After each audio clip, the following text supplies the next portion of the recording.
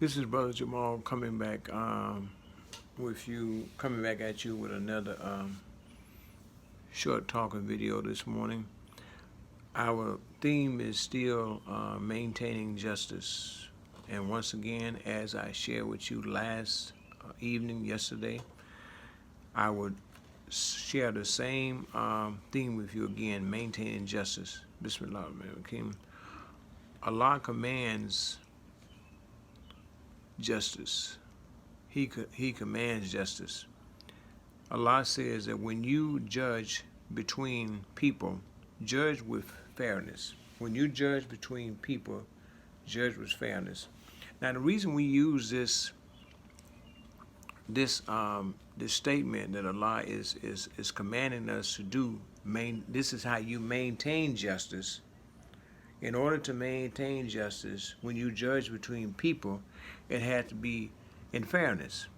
Otherwise, there's no justice. Justice will not come out of anything if it's not judged with fairness. That's the whole thing. That's what Allah is commanding us to do. So, I oftentimes, when I'm talking to people and sometimes even younger people, and even on these videos that we do, I oftentimes like to remind people because we have a tendency to forget or we don't want to remember that the natives, the red man, the natives who were here in this land living in a peaceful way, it was taken from them in a violent way. When people always talk about violence and how it got started, where it came from, who originated, who did this, the land was taken from the natives in a violent way, the red man, the indigenous people. So you can't talk about violence when you are the originator or you were the ones that first came here and started. The first settlers who came here in the 1600s and the red man was living here in peace, they took the land away from him in a violent way. They massacred him, gave the red man blankets with chicken pox and disease, and then massacred and killed them. So when we talk about violence, we need to be real clear about violence and where it originated from and where it came from before we go to spitting out things that we don't know about. In history, you always have to take into consideration what has happened in history. You always have to take into consideration that. The second point is that when we talk about this country and the wealth that the United States has today, that wealth came from the fact that it was built on the backs of the slaves. The Muslim slaves who came in 15th, 16th, 17th, 18th, 19th century, the wealth that you now see today was built off the backs of the Muslim slaves. Because the majority of the people that came from Africa at that time, they were Muslim. So the wealth that you see today, it came by them going to another part of the world, kidnapping people and bringing here. And so many of the at that particular time, the cotton was a big business. So many black people was picking cotton that made this country be able to assume a large amount of wealth off of the cotton that was sold and being picked and produced at that particular time. You know? So that's the history of America. So you can't talk about when you see things in today's term like they are today, then this originated a long time ago, and we have to be real clear about history. We have to know the do's and don'ts. We have to know what has happened, what went on, what went down, how did it happen, how did it develop. It's important that we know that, the when, where, and all of the details of what has happened. So it brings us up to this point of history that we're in now.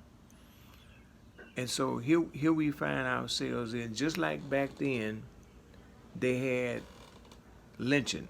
They hung black men, black women, black kids, even black children. They even hung them. Black boys and girls. They lynched them back during that period, the 1700s. They lynched black kids back then. They lynched black people back then. So as when we see this lynching today that's taking place, we see brothers who being hung. Then this is a carryover from back of the things that happened in the 1800s, the lynching that took place then. I said to you maybe on yesterday's video that they made lynching like a Sunday afternoon picnic. They would have all the whites would come out. They would have a big old field somewhere, a big old gathering somewhere. They would lynch. It could be a black man, a black woman. It could be a black child. Maybe two black kids. And the whites would come out, bring their picnic baskets, like a Sunday afternoon get together, almost like a church service or something. They might even read a few scriptures before they torture that black man, black woman, that black child, then lynch them. Understand, all this was done in the name of not thinking that black people had feelings. They didn't hurt. They didn't cry. They had no emotions. Thinking that they wasn't human. That's how you would do somebody and treat somebody when you think they're not human. This is precisely what would happen. So in today's time, you see black men being hung. Now, the first thing they usually run to, and sometimes even we do this, first thing we'll run to is suicide. That's the first thing, because suicide means that it's a closed case, it's a shut case. Nobody's going to investigate it. They're not going to do anything about it. It's a done deal.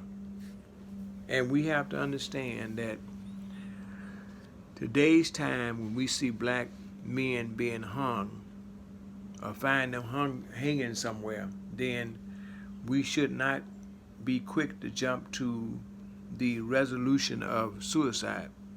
Let me tell you why.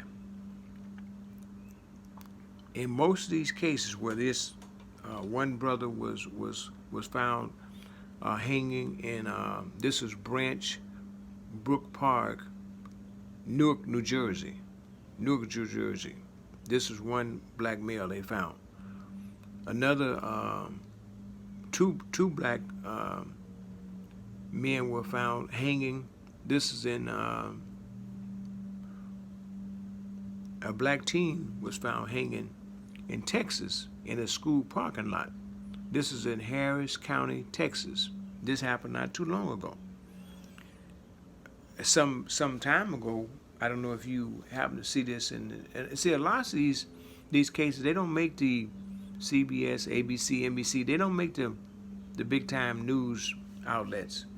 Usually somebody posts them on Facebook or somebody puts them up, and we catch that. Some time ago, there was two black men that was hung in Oklahoma. I don't know if we got that or not, but that was serious. Two black men found hung in L.A., 50 miles apart in L.A. County. And let us not forget our young sister who was involved in the movement for social justice. She was 19 years of age. She was found murdered in Tallahassee, Florida. I haven't heard anything else about that, but she was found murdered. She was active, one of the young people who was active in the movement for social justice, real involved, real active sister. 19 years of age, she was murdered in Tallahassee, Florida. What we have to remember in all these cases, this is extremely important.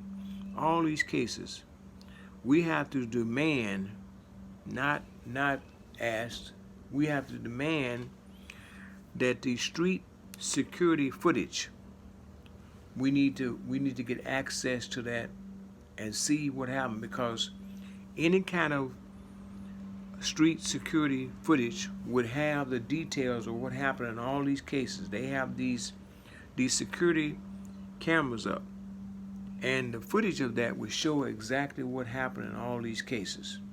We have to demand that before they either deleted or they act as if it don't exist. And there's been cases where they did that, and Live did that. The other thing is too, in these cases, these autopsies, extremely important. Oftentimes the state medical examiner for that state may not tell the exact truth about what has happened to that person.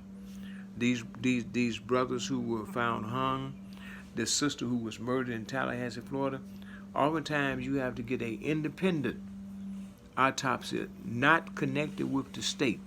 That's important because the state oftentimes will coincide with whatever cover up, whatever corruption, whatever is going on. They'll cover that up oftentimes. So you may have to get an independent autopsy, somebody that's not connected with the state, outside autopsy, independent person, so you can really find out exactly what happened. If it's in the case where this young brother who was found hanging in the parking lot in Texas, the black male who was found hanging in Newark, New Jersey, the two brothers who were found hung in Oklahoma, L.A., same thing with this young sister who was murdered in Tallahassee, Florida. You have to get an outside autopsy to get to the really bottom of what happened, because oftentimes these state examiners, they cover up for what's going on. I just want to acknowledge once again we have at least 15, 16, 17, 18 countries outside the U.S. that are in solidarity with us in what is going on and what is happening inside the U.S. to black people. Oftentimes, America is so quick to go preach this fire and brimstone to other parts of the world, other countries. In this case, the other countries are saying to America, look, this is how you treat your black citizens. This is how you abuse your black citizens. This is how you murder your black citizens. This is what the other countries are saying to to America, which is rightfully so, because America is always preaching to everyone else about human rights abuse, brutality. Where here America got the same thing going on, the very thing that America has preached to everybody else. Then guess what? It's right on the doorsteps of America now. So the very thing that which is hypocritical, because you can't preach to someone about human rights and how you treat your citizens, and you're doing the same thing in your own country. That becomes like a hypocrite. The last thing I want to say, to the movement and protesters, inshallah, to the young people, keep it going, keep on pushing forward together, backwards never, no justice, no peace. Keep the movement going. It's extremely important that you keep it going. I want to say to the movement, the people, if you're going to these police stations and you can't get these police officers who are involved in corruption, go to their house, find out their name, find out where they live, and take the rally, the protest to their house. Expose them. Any of these police officers who are walking around just like normal, you need to call them out. You need to expose them. Go to their house. Once again, find out their name, find out their address, and take a rally protest, not just one time. Do it a whole bunch of times and expose them, So I want to say that to the movement. Once again, keep it going, keep protesting, keep this movement for social justice, oppression, and institutionalized racism. Keep it going.